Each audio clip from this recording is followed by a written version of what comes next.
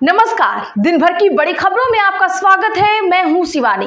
आज की खबरों में बात होगी ज्ञानेश कुमार की नियुक्ति अवैध, सुप्रीम कोर्ट का 2-1 वाली याचिका पर बड़ा अपडेट की।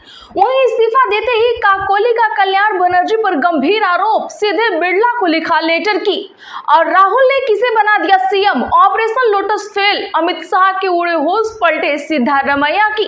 साथ ही जिस सिस्टम को खत्म करने में थी मोदी सरकार, वहीं से सुप्रीम कोर्ट ने भेज दिया लिस्ट की। और खबर के अंत में बात होगी नीट पर बैकफुट पर मोदी सरकार, कई मंत्रियों संग अचानक राजनाथ की बड़ी बैठक की। इसी के साथ आज दिन भर की सभी बड़ी और प्रमुख खबरों को जानेंगे विस्तार से। उससे पहले एक नजर सुर्खियों पर। प्रधान दें जवाब, कॉम्बट कंपनी का पेपर सेट करने का कॉन्ट्रैक्ट क्यों मिला, राहुल ने पूछे ये 4 सवाल। भूपेश बघेल बोले धीरेन्द्र से फ्यूल सस्ता कराने की पर्ची निकलवाएं रामभद्राचार्य। कांग्रेस ने पहले बागेश्वर बाबा, अब रामभद्राचार्य को बीजेपी का एजेंट बताया। चंडीगढ़ में गाय को राष्ट्र पशु घोषित करने की मांग, ईद उल अजहा पर लोगों ने उठाई आवाज, कहा भाईचारा होगा मजबूत। सस्पेंड डीआईजी भुल्लर के 26 बैंक अकाउंट फ्रीज, जांच पूरी होने तक नहीं निकालेंगे पैसे। पंजाब के आईपीएस आईएएस से पूछताछ होगी जल्द, नए सबूत मिले। इजरायली इतिहासकार बोले नेतन्याहू राष्ट्रवाद के सबसे बड़े दुश्मन। ट्रंप चाहते हैं कि दुनिया घुटने टेके, इस तानाशाही से दुनिया पीछे जा रही। नीतीश की तपस्या पर जिसने पानी फेरा वो जेडीयू छोड़े। आनंद मोहन बोले भौंकने वालों को जवाब नहीं देता, जदयू थैली वाली पार्टी बयान पर कायम हूं मैं। इंदौर शहर काजी बोले गाय को राष्ट्रीय धरोहर घोषित करने, नमाजियों ने हाथ उठाकर किया समर्थन। बारिश का पानी जमीन में उतारने की अपील। टीएमसी में बढ़े अंदरूनी कलह, काकोली घोष के आरोपों पर कल्याण बनर्जी का पलटवार, बोले मंशा पर उठता है सवाल। ईरान के बाद ओमान को ट्रंप की धमकी, कहा होर्मुज़ पर किसी का कंट्रोल बर्दाश्त नहीं, उड़ा देंगे, मुझे चुनाव की परवाह नहीं। सरगुजा में नायब तहसीलदार की पिटाई, बीजेपी विधायक पर एफआईआर दर्ज, अधिकारी पर भी केस। बैज बोले भाजपाई गुंडागर्दी कर रहे, सीएम जेल भेजेंगे या नहीं, बताएं हमें। टीएम सांसद का कबूलनामा, आरजीकर अस्पताल कांड को दबाने में लगा था पूरा तंत्र, जनता के गुस्से से मिली सियासी चोट। नीतीश नहीं बनेंगे सिद्धारमैया, राज्यसभा का ऑफर ठुकराया, हाईकमांड को बता दिया अपना प्लान। हमसे कोई गलती हो गई तो जजों की छुट्टियों का सुप्रीम कोर्ट ने ऐसे किया बचाव। टुईसा केस में सास गिरिबाला से 6 घंटे तक हुई पूछताछ, घर के बाहर बैरिकेडिंग, 2 थानों की पुलिस तैनात, किसी भी वक्त हो सकती है गिरफ्तारी। खाने पीने की चीजें और पर्सनल केयर प्रोडक्ट होंगे महंगे, कंपनियों पर कच्चे माल की लागत का दबाव, पैकेजिंग मटेरियल 56% तक हुआ महंगा। व्हाट्सएप, फेसबुक, इंस्टाग्राम के प्लस वर्जन आएंगे, इसके पैसे लगेंगे, 24 घंटे बाद भी नहीं हटेगी स्टोरी, पसंदीदा लोगों की अलग अलग लिस्ट बना पाएंगे आप। चलिए जानते हैं बड़ी और प्रमुख खबरों को विस्तार से। उससे पहले वीडियो को लाइक करें, साथ ही आपसे रिक्वेस्ट खबरों को आखिर तक जरूर देखें। काकोली घोष का आरोप, कल्याण बनर्जी ने मुझे गालियां दी, लोकसभा स्पीकर को लिखा लेटर। जी हां, बता दें कि बंगाल के बारासात से टीएम सांसद काकोली घोष ने आज लोकसभा स्पीकर ओम बिरला को लेटर लिखा। इसमें उन्होंने टीएमसी सांसद कल्याण बनर्जी पर संसद के अंदर बदतमीजी और गाली गलौज की शिकायत दर्ज कराई है। काकोली घोष ने लिखा है, मैं आपसे औपचारिक शिकायत दर्ज करने की अनुमति चाहती हूँ। कल्याण बनर्जी ने कई बार लोकसभा के अंदर मुझे मौखिक रूप से अपमानित किया है। उनका ये व्यवहार कई अन्य महिला सांसदों के खिलाफ रहा है, इसके लिए उन्हें दंडित किया जाना चाहिए। उधर कल्याण बनर्जी ने काकोली के आरोपों को निराधार बताया है। वहीं काकोली ने बुधवार को पार्टी के सभी पदों से इस्तीफा दे दिया था। अब कल्याण बनर्जी ने इस पर कहा है, ऐसा लगता है कि वे किसी खास उद्देश्य से काम कर रहे हैं, जिससे मुझे संदेह होता है। जहां तक लगाए जा रहे आरोपों का सवाल है, असली मुद्दा यह है कि किसने क्या कहा और कब कहा, समस्या उनकी मंशा में है। कर्नाटका के सीएम सिद्धारमैया का इस्तीफा, बोले आलाकमान ने जो कहा मैंने वही किया। दरअसल दोस्तों बता दें कि कर्नाटका के मुख्यमंत्री सिद्धारमैया ने आज इस्तीफा दे दिया है। उन्होंने बेंगलुरु में प्रेस कॉन्फ्रेंस कर कहा, मैंने पहले ही कहा था कि हाईकमान जब कहेगा मैं इस्तीफा दे दूंगा। कल हाईकमान ने कहा और आज मैंने इस्तीफा दे दिया। उन्होंने बताया कि राज्यपाल थावरचंद गहलोत के सचिव को इस्तीफा सौंपा है। गहलोत फिलहाल पारिवारिक कारणों से बेंगलुरु से बाहर बाहर हैं। प्रेस कॉन्फ्रेंस में डिप्टी सीएम डीके शिव कुमार भी मौजूद रहे। हालांकि प्रेस कॉन्फ्रेंस के दौरान ये नहीं बताया गया कि अगला सीएम कौन होगा।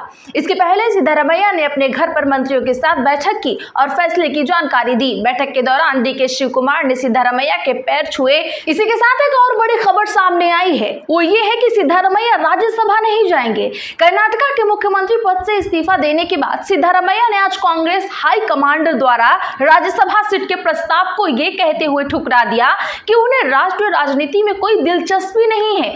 बताया जा रहा है कि सिद्धारमैया ने पार्टी की बैठक में कहा कि वे वरुणा विधानसभा क्षेत्र से विधायक के रूप में सक्रिय रहेंगे, जो 2008 से उनके परिवार का गढ़ रहा है, और अपना शेष 2 वर्ष का कार्यकाल पूरा करेंगे। रिपोर्ट के अनुसार सिद्धारमैया ने स्पष्ट कर दिया है कि वे कर्नाटका में ही रहेंगे, उनका दिल्ली जाने का कोई इरादा नहीं।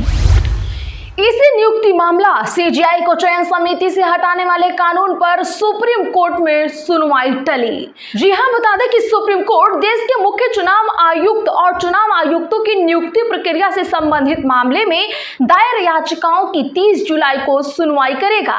जस्टिस दीपांकर दत्ता और जस्टिस सतीश चंद्र शर्मा की बेंच ने सुनवाई को टाल दिया है। पिछली सुनवाई में कोर्ट ने कहा था कि एक कैबिनेट मंत्री प्रधानमंत्री के खिलाफ जा ही नहीं सकता। ऐसे में सभी नियुक्तियों पर फैसला जाहिर तौर पर 2/3 के बहुमत से ही होगा। कोर्ट ने टिप्पणी करते हुए कहा था कि जब देश के सीजीआई, सीबीआई निदेशक की नियुक्ति प्रक्रिया में शामिल होते हैं तो मुख्य चुनाव आयुक्त और 2 अन्य आयुक्तों की नियुक्ति के लिए भी एक स्वतंत्र प्रक्रिया क्यों नहीं हो सकती, क्योंकि ये भी बहुत अधिक महत्वपूर्ण है। पिछली सुनवाई में कोर्ट ने कहा था कि कोई संसद को कानून बनाने का निर्देश नहीं दे सकता। उन्होंने कहा, क्या 300 से अधिक पन्नों में की गई टिप्पणियां केवल उस व्यवस्था को सही ठहराने के लिए नहीं थी जिसे अदालत के कानून बनाने तक अस्थायी रूप से लागू किया था। क्या आप कह सकते हैं कि बनने वाला कानून भी इन्हीं टिप्पणियों का पालन करे? नीट एग्जाम को लेकर राजनाथ के घर हाई लेवल मीटिंग, शिक्षा मंत्री प्रधान समेत पीएमओ के अधिकारी भी रहे मौजूद। बता दें कि नीट मुद्दे को लेकर आज रक्षा मंत्री राजनाथ सिंह के आवास पर एक हाई लेवल मीटिंग चल रही है। इस बैठक में शिक्षा मंत्री धर्मेंद्र प्रधान, ज्योतिरादित्य सिंधिया, एनटीए के डीजी अभिषेक सिंह और पीएमओ के वरिष्ठ अधिकारी भी मौजूद हैं।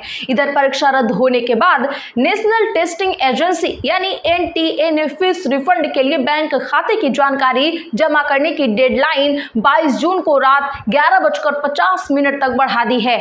बता दें कि पिछली डेडलाइन 27 मई थी। उम्मीदवारों को रिफंड लिंक तक पहुंचने और अपने बैंक खाते की जानकारी जमा करने के लिए अपने क्रेडेंशियल्स का उपयोग करके लॉग इन करना होगा। नीट एग्जाम 3 मई को भारत के 551 और विदेश के 14 शहरों में हुआ था, जिसमें 22 लाख से ज्यादा स्टूडेंट शामिल थे। पेपर लीक के बाद 12 मई को इसे कैंसिल कर दिया गया।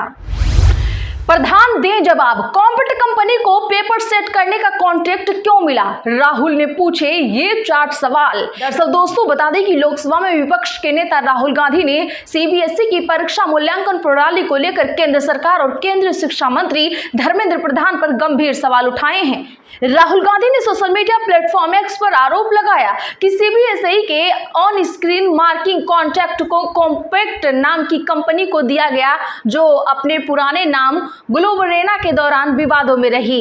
राहुल गांधी ने सोशल मीडिया पोस्ट में कहा कि शिक्षा मंत्री उन पर व्यक्तिगत हमला कर सकते हैं, लेकिन इससे 18,05,000 बच्चों के भविष्य से जुड़े सवाल खत्म नहीं होंगे।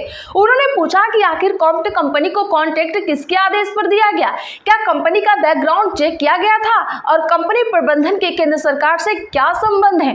कांग्रेस नेता ने कहा कि या तो सरकार ने बैकग्राउंड चेक किया और फिर भी कॉन्ट्रैक्ट दिया, या फिर कोई जांच ही नहीं की गई। दोनों ही स्थिति में सरकार जिम्मेदार है। उन्होंने पीएम नरेंद्र मोदी पर भी निशाना साधते हुए कहा कि यदि प्रधानमंत्री को छात्रों के भविष्य की चिंता होती तो शिक्षा मंत्री को काफी पहले ही पद से हटा दिया गया होता। सुप्रीम कोर्ट कॉलेजियम ने केंद्र को 5 नाम भेजे, सुप्रीम कोर्ट जज नियुक्त करने की सिफारिश। जी हां, बता दें कि सुप्रीम कोर्ट कॉलेजियम ने सुप्रीम कोर्ट में जज नियुक्त करने के लिए 5 नामों की सिफारिश केंद्र सरकार को भेजी है। इनमें 4 हाईकोर्ट के मुख्य न्यायाधीश और 1 वरिष्ठ महिला वकील शामिल हैं। कॉलेजियम ने पंजाब एवं हरियाणा हाई कोर्ट के chief justice CL Nagu, Bombay high court के chief justice Shri Chandrashekhar, Madhya Pradesh high court के चीफ जस्टिस संजीव सचदेवा, जम्मू कश्मीर और लद्दाख हाई कोर्ट के चीफ जस्टिस अरुण पल्ली और वरिष्ठ अधिवक्ता वी मोहना के नाम भेजे हैं। ये सिफारिश 22 और 27 मई को हुई कॉलेजियम बैठकों के दौरान की गई है। आपको बता दें कि मोदी सरकार का लगातार ये प्रयास रहा है कि कॉलेजियम सिस्टम खत्म हो जाए। क्या ये सिस्टम खत्म होना चाहिए? कमेंट जरूर करिएगा। आज के लिए बस इतना ही। ऐसी ही खबरों के लिए चैनल सब्सक्राइब करें और बगल में घंटी के निशान को जरूर दबा लें। वीडियो को लाइक और शेयर करना ना भूलें।